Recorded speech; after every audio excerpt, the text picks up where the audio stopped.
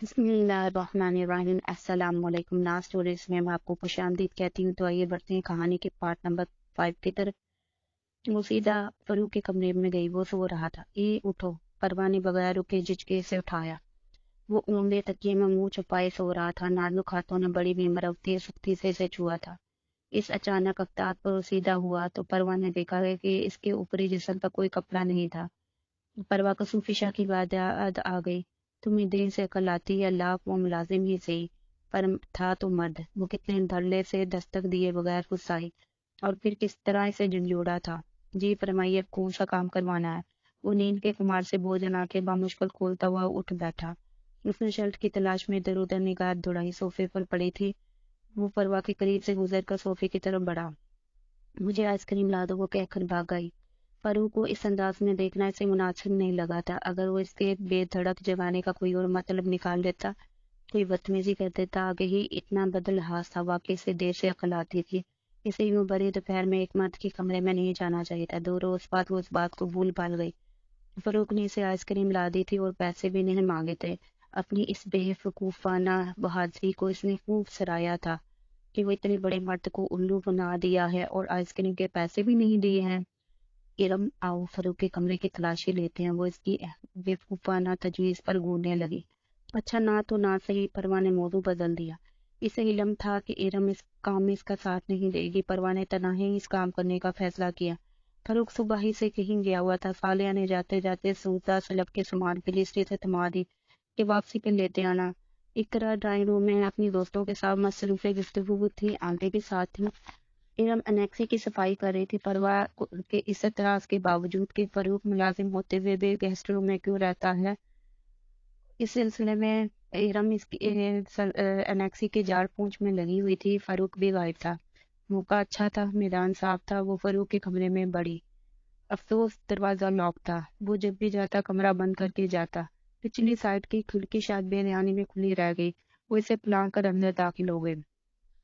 اول روز سے فروغ اسے پورے سراغ سا لگا، جیسے وہ ہے جو خود کو ظاہر کرتا ہے، بلکہ کچھ اور ہے۔ اور وہ کیا ہے، یہی جاننے کے لیے وہ چوروں کی طرح اس کے کمرے میں گھسی۔ پروا نے جلدی جلدی الماری دیکھی، دراز کھولے، شاید کوئی قابل اعتراض چیز مل جائے جو فروغ کی پورے سراری سے پردہ ہٹا دے۔ تیسرا دراز لاک تھا۔ اس نے ادھر ادھر ہاتھ مارا کہ شاید چابی مل جائے۔ چابی مل گئی۔ دراز کھلتے ہی اس کی آنکھیں حیرت سے پھٹی رہ گئی۔ سامنے کالا سیاہ جدید طرز کا ریوالور اس کا منہ چرا رہا تھا۔ ریوالور کے نیچے 2-3 کارڈ پڑے تھے۔ اس سے پہلے کہ اس کا ہاتھ کارڈ کی طرف بڑھتا، وہیں ساکت رہ گیا۔ کیوں بلا اجازت آپ چوروں کی طرح میرے کمرے میں گھسی ہیں؟ فروغ کا سرد لہجہ اس کا لہو جما رہا تھا۔ اس نے آتے ہی کھڑکی کے پٹ کھلے دیکھے تو اس کا ماتھا ٹھنک گیا۔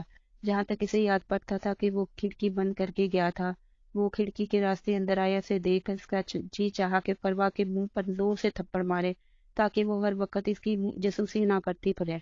میں پوچھتا ہوں، آپ اس طرف کیوں آئی ہیں؟ دروازہ لاک تھا، میں کھڑکی کے راستے اندر آیا ہوں۔ اگر آپ کو کوئی غائب پا کر اس طرف نکل آئے تو جانتی کیا ہوگا؟ وہ پروا کے بالکل قریب آیا۔ کیا ہوگا؟ اس نے بامشکل تھوک نکلا۔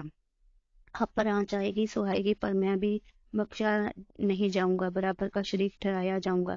جائیں، اگر آئندہ یوں کمرے میں دیکھا تو نتائج کی ذمہ دار آپ خود ہوں گی۔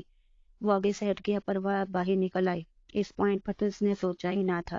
اتنی عقل ہی نہیں تھی کہ گہری گہری باتیں سوچتی۔ ماں بہنیں نہیں تھی جو اسے سمجھاتی۔ دوسروں کا کیا تکلیف تھی کہ اسے روکتے ٹوکتے۔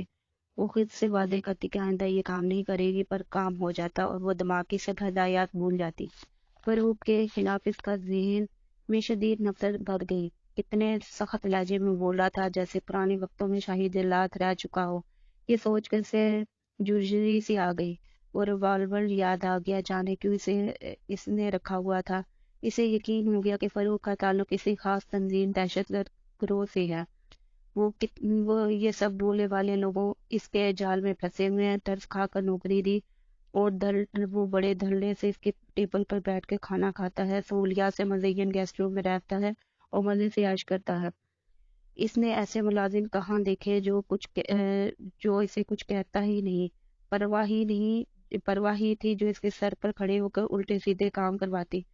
یہاں آتے ہی تیسرا روز اس نے مہمان کا چولہا اتار پھینکا اور فروغ کو اس کا مقام بتانے کے لیے کھڑی ہو گئی۔ وہ صرف فارغ بیٹھتا زہر لگتا، وہ ہر وقت سے دوڑاتی رہتی، یہ کرو وہ کرو، یہ لاؤ وہ لاؤ، یہاں کیوں کھڑے ہو، ایسے کیوں بیٹھے ہو، گیسٹ روم میں مت سویا کرو، یوں ہر وقت کام چوروں کی طرح نہ پڑے رہا کرو۔ ایسی تمام باتوں سے وہ جلد ہی فروغ کی زندگی اجیرن کر دی۔ یوں لگتا جیسے وہ نوکری سے نکلوا کر ہی دم لے گی۔ پرواہ سے کچھ بعید نہیں تھا، ایک دفعہ جو اس کے ذہن میں سما جاتا اسے پورا کر کے دم لیتی، جیسے فروغ کا کیڑا اس کے دماغ میں پھنسا ہوا تھا۔